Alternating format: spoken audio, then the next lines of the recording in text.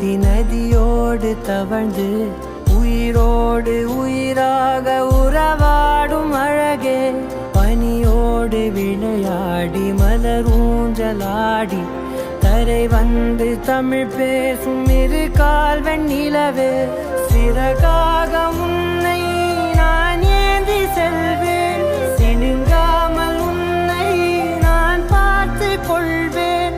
ஒரு கோடி இன்பங்கள் உன்னை பார்த்த நொடியில், நான் வாழும் நாள் மட்டும் நீ எந்த மடியில். உன்னை ஈன்ற பொழுதிங்கு கடவுள் தன் முகம் பார்த்த பொழுது உன் பாதம் தொழுது.